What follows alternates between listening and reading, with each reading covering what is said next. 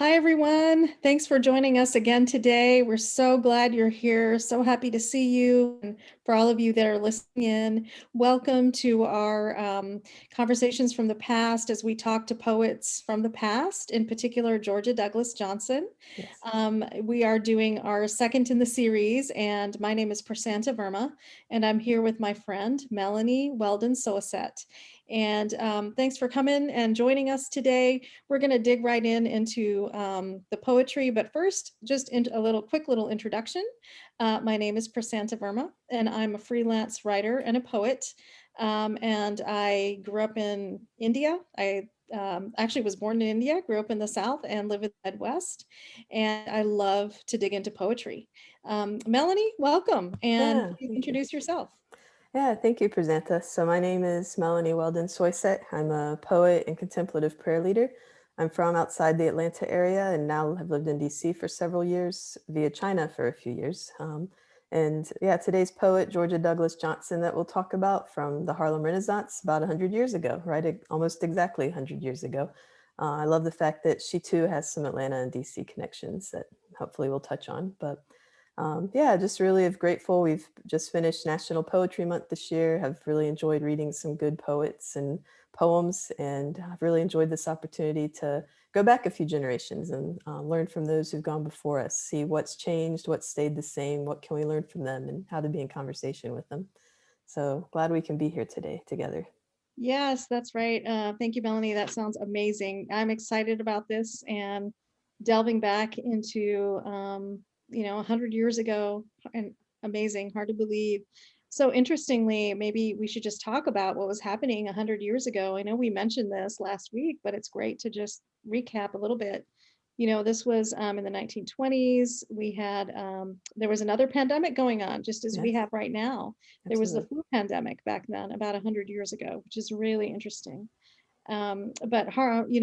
Georgia Douglas Johnson, she was actually born in 1880 and she died in 1966. And she's part of this group called the Harlem Renaissance Poets. Yes.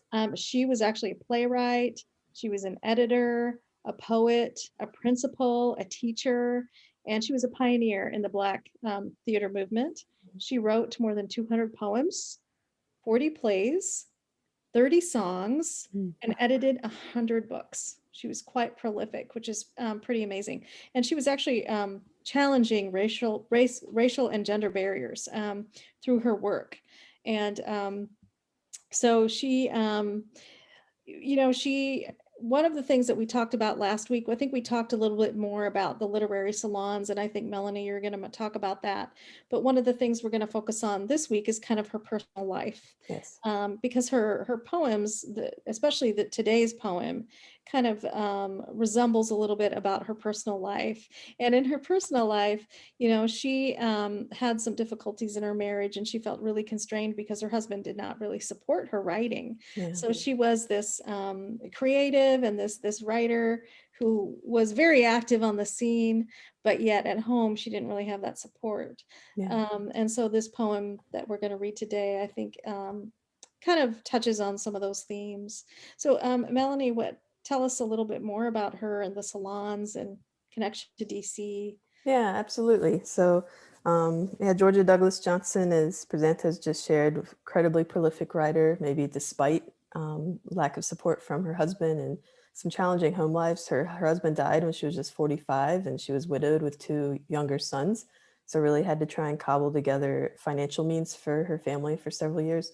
But even despite these challenges of maybe not the happiest marriage and a hard home life, yeah, just the amazing amount of work that she was able to produce. And part of it too was she formed a community around her. So she, shortly after her husband died, started these Saturday evening salons out of her home where she would just invite thinkers, writers, poets, other artists just to come together, talk about political issues of the day, especially anti-lynching campaigns was something she was very active in, and also just to get to know each other on a personal level. So she really created the community she needed. And I think it was largely because of that community and support she was able to do as much work as she did. Of course, she herself is a brilliant woman, but um, that she was able to find the community maybe despite some of these challenges. So love that these salons went on for 40 years. It's pretty amazing. Just she became, her and her home really became known as just this welcoming, hospitable place of growth and conversation and hospitality. So just the community that she created around herself and the work we now have 100 years later, even as a result of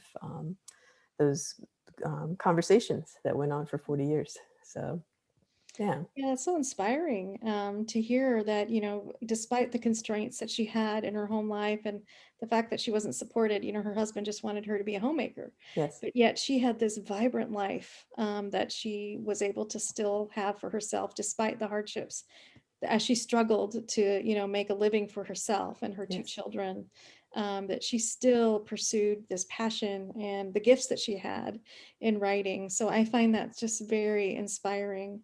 Um, so I think maybe why don't we just talk a little bit about, should we maybe read her poem right now? Do you think it's a good, or anything Yeah. else that we should mention? No, I think that's great. I Okay. think that's a great setup for today's poem, which of course you, Prasanta, chose. And I love how much it speaks to what we've just shared from her biography and really gives us insight into some of her struggles and challenges. But yes, without further ado, I think we should hear from Georgia's words herself. Yeah, so what we're going to do is read the poem for today by Georgia Douglas Johnson, and then we're going to talk about the poem. And then from there, we're going to, I wrote a prompt for Melanie based on this poem, and then she's going to read her poem that she wrote as a Yes. response to the poem that we're about to read. So this is called Heart of a Woman by Georgia Douglas Johnson. The heart of a woman goes forth with the dawn as a lone bird, soft winging, so restlessly on. Afar o'er life's turrets and vales does it roam. In the wake of those echoes, the heart calls home.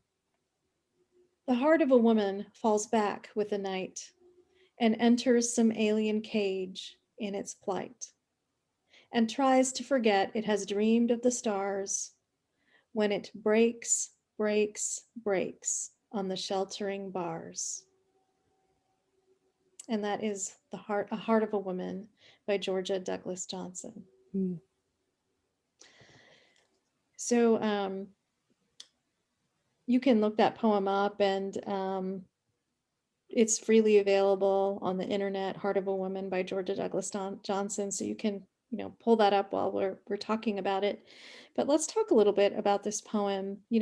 I think one of the things between this poem and Cosmopolite, which Yes. you read last week for us, Yes. um, this poem is rhyming. Mm-hmm. Um, and last week's poem was not rhyming. Yes. And so we talked a little bit about last week's poem. Yes. So let's talk about the rhyming scheme. Melanie, I know you did some counting.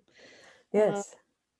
So yeah, this interesting, as of course a big theme with poetry is how can the form support the message of the poem, the form acting kind of like a container, and of course the message being like the food or drink that the poet's offering us.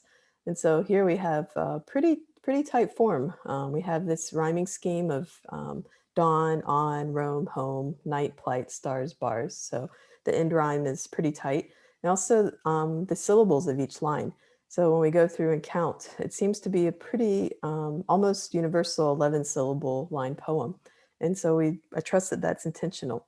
And yet there's one line, I think, as a lone bird, soft winging, so restlessly on. Yes, the second line is actually 12 syllables. And so that's interesting. This lone bird who maybe feels alone, feels apart from things, um, is restless, is kind of maybe adrift. And also the syllable count reflects that a little bit, just the 12 versus 11 syllable count difference there. So it's a pretty tight format with that one deviation. Perhaps even sometimes poets will leave almost like a scavenger hunt for you, like some little nugget to find in the poem. Perhaps she was doing that. Who knows what her thinking was, but that's notable there. And yeah, within this tight form, it's this poem that the form really just supports by the time we get to the end, we have this this bird in this cage, the break, break, break on the sheltering bars, just that, the pause of that, the last line, the break, break, break, the comma and the repetition of that word. By the time we get back to this bird cage, the alien cage, as she calls it, We're now stuck in this pretty formal, tight form that's really talking about a bird kind of feeling stuck, feeling trapped. And so I love how even the way she structured this poem really reinforces the message of it, of being stuck in this cage with the Mm. breaking heart. So, Presenta, Yeah. what are your thoughts? What do you see when you look at these verses? Oh, yeah, thanks, Melanie. That's really lovely. I love what you shared about that and the form and how that form really speaks to her message. In some sense, like the form is constraining, just like she felt like her life was. And where that other poem that we read last week, Cosmopolite, where it just felt like she had this freedom. And in this poem, I feel that constraint. Like, okay, I'm constrained. And she talks about the lone bird. And the same theme as in the other poem where we had this view of her whole life and her not being constrained.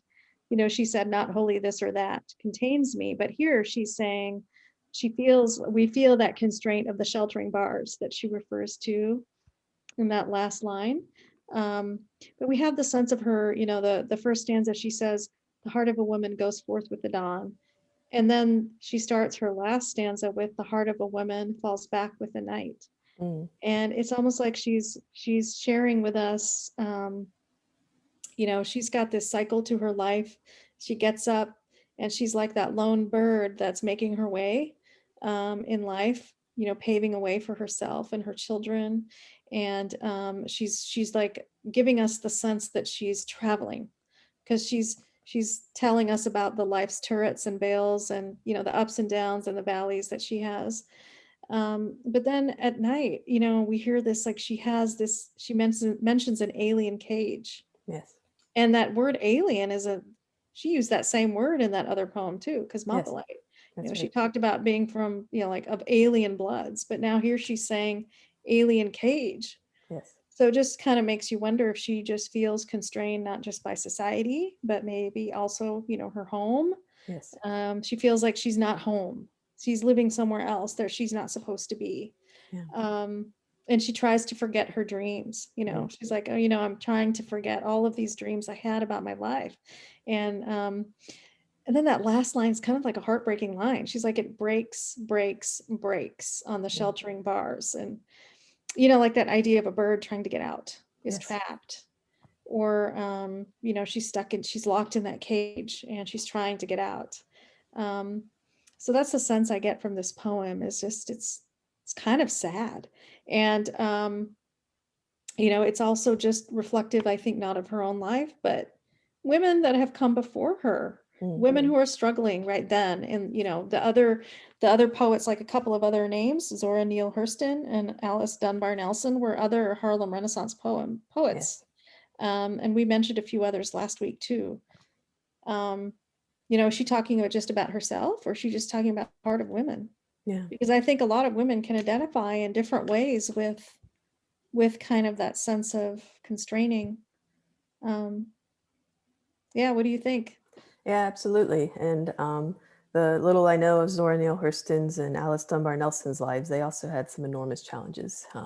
Some of them domestic, some of them racial. But so yeah, that the heart of a woman, it's an open interpretation. Does it mean just Georgia Douglas Johnson herself? Does it mean every woman that's ever lived? Does it mean only certain women that she can relate to, or of a demographic or time period? We don't know, but it certainly invites some good questions. And there's different ways we maybe can and can't see ourselves in these verses. But yeah, I really appreciate your points about the alien cage, that repetition of that word from her other poem. So this is probably a word that really resonated with her and spoke to her situation. And then, as you and I actually have mentioned in some previous conversations, the sheltering bars and that interesting use of the word shelter, that Yeah. typically I think of that being a positive word. It's somewhere that's safe, somewhere you can rest and feel protected. And yet here I don't think that's the sense I get, that the heart of the woman, of the speaker, is breaking on bars that are supposed to be sheltering. And so when I hear that, I almost think of it almost sounds like some patronizing and patriarchal language that sometimes, both for slavery and also in conversations around sexism and misogyny, sometimes there's an argument made that this is for your own good, or this is to protect you, that certain rules that are really restricted are meant to try and protect you and shelter you. And I wonder if perhaps this last line is speaking out against that. So, of course, we don't know for certain, but based on some of her biography and how she lived her life, it's very possible. But invites us as the readers how we could see ourselves and how to handle that tension of, are these bars sheltering, and sheltering for whom? Who feels sheltered and comforted by these bars? Is it the speaker or the person who built the cage? So, Mm-hmm. or the society that built the cage? So, Yeah. yeah, lots here in just a few short verses, but There's so much to unpack. And I absolutely. really appreciate just having, the back and forth that we've had. Just, when we start talking, more ideas start coming up and more things come out of this poem. So it's really fun and exciting to do that. And, this poem, it seems short, it seems straightforward at first, but there's just a lot in there. There's a lot of Absolutely. depth and, to unpack.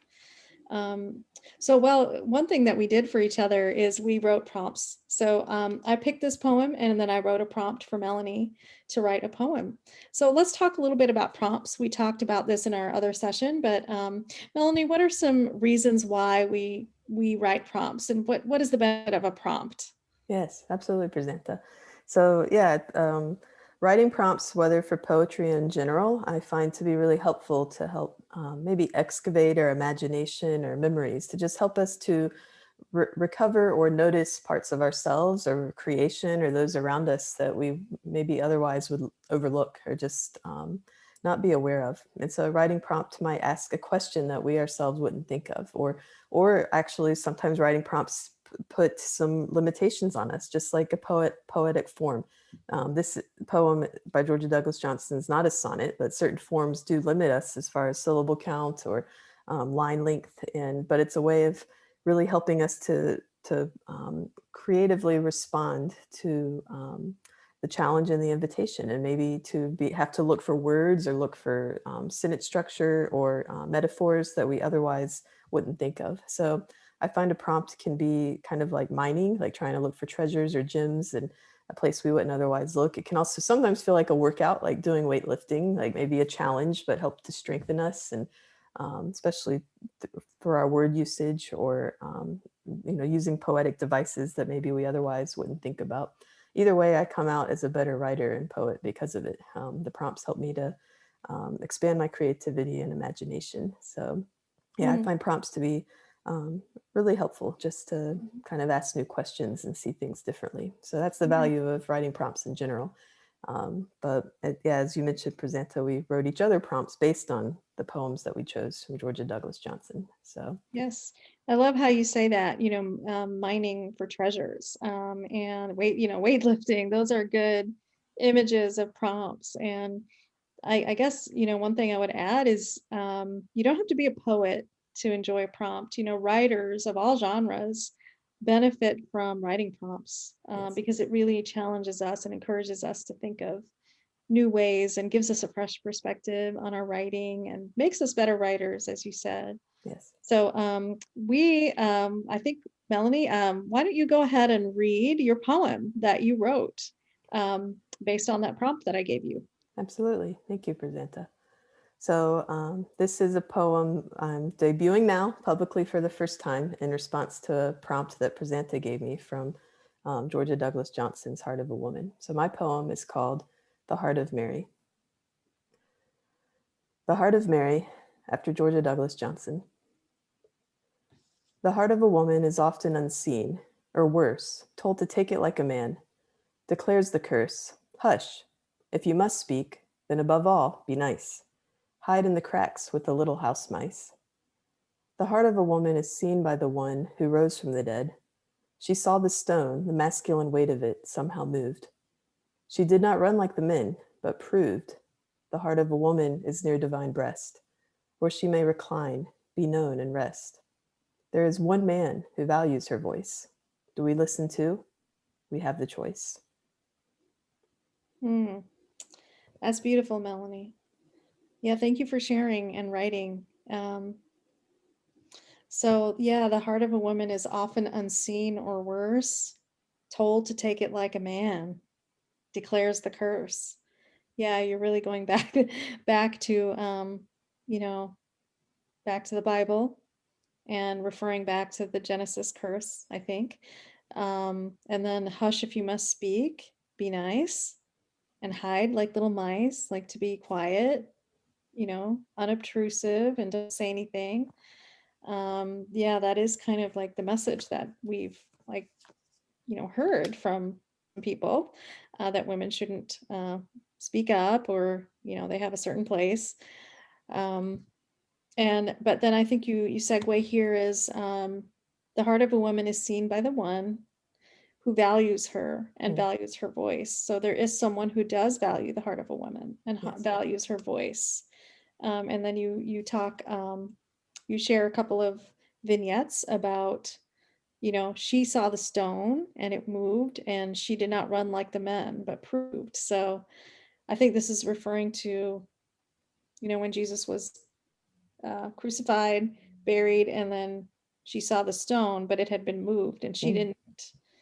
Um, she was one of the first to see it and then ran to tell other people. yes. So there's so much here to say. What I'd like to give you a chance to also share about your poem, and then there's of course the last stanza. But I mentioned to you before that I thought you were talking about two different Marys, and then Mm, you said I'm talking just about one. But I'd like you to share. But you're not at liberty. Like, I mean, poets don't have to share, yeah. but if you would like to, you're welcome to. Yeah, thank you, Prasanta. Yeah, we talked earlier that in my mind, and that's the beauty of a poem, is sometimes we poets unknowingly put something in a poem we don't even mean to, and that a poem really does take on a life of its own. It's really it's its own thing. And actually, a fact I learned not too long ago is that the Italian word for stanza, for like a poetic stanza, means room, like a room of a house. And so, how can a poem itself be hospitable, open up space for readers to come in and walk around it and walk around the lines? Just it's maybe not too dissimilar from Georgia Douglas Johnson opening up her house and offering rooms for people to visit. So I share all that to say that in my mind, when I wrote this, I was really just thinking about Mary Magdalene. So my title, The Heart of Mary, it was for me, Mary Magdalene. But actually, there's several Marys in the Bible this could refer to that, and I didn't intend it that way. And yet, rereading it, I see that, oh, actually, this is there. Maybe all these Marys are making an appearance. And so, I'd like to hope that, just like with Georgia Douglas Johnson's poem, "The Heart of a Woman," and we don't know which woman, and there's multiple answers to that. That maybe in some ways, the heart of Mary can also speak to different Marys, and which Mary we might relate to depending on the day or a certain season of our life.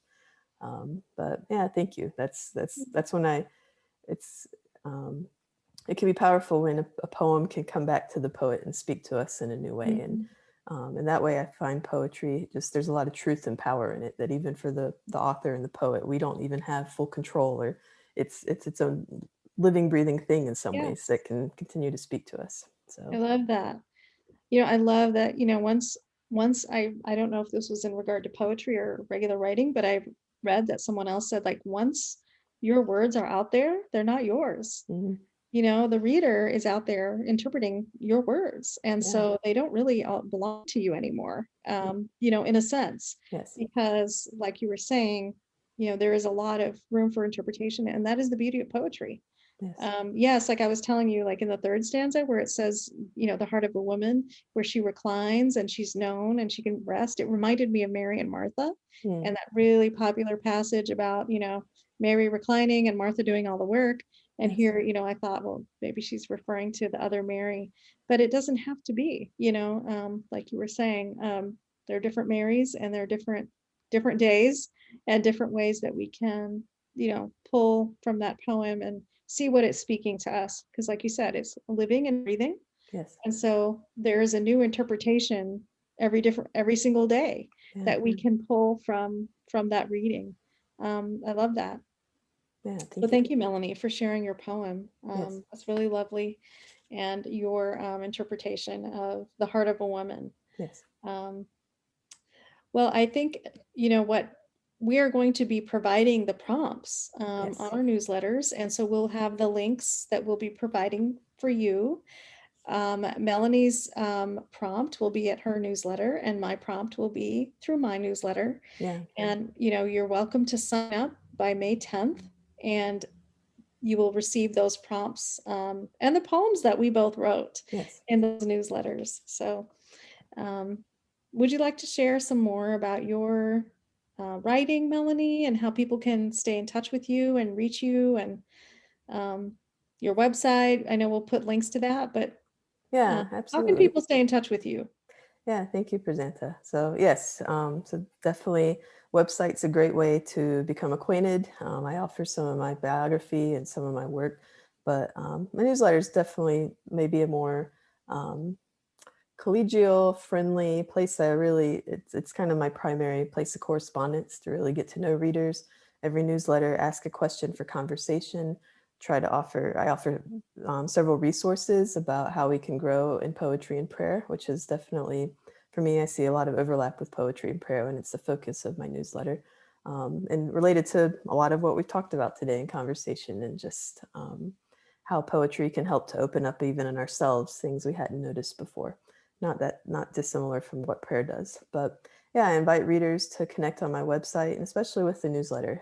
Just really, I see the newsletter as a resource for readers to help all of us grow in our poetry and prayer life, to have active correspondence. Readers who email me, I do write back. I love to hear from my readers, and really just trying to grow a community together. So I'm inspired by the life of Georgia Douglas Johnson and how she brought this amazing, really long-term sustainable community around her for 40 years. And in some small digital way, I'm hoping to create some of that too for my community. But Presenta, anything you want to share for you and your particular passions around poetry? Yeah, for me, yeah, for my website too is a similar place people can reach me. My website and my newsletter. And if you reach out to me, I'll respond to you.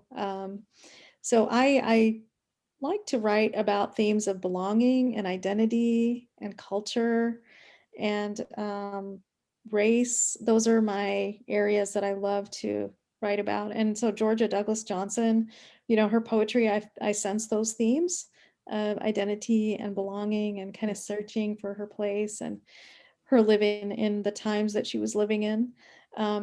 So yeah, I primarily my website, but I'm also on other social media. I'm on Twitter, Instagram. You can follow me there. And but yeah, I write nonfiction and I write poetry. So I know they sound like two different things, but there's a lot of overlap in between the themes and what I like to write about and read.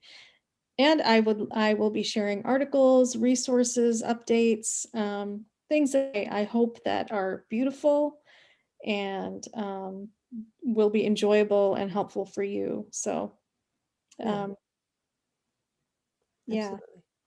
So we'll Well, be putting the links, yes.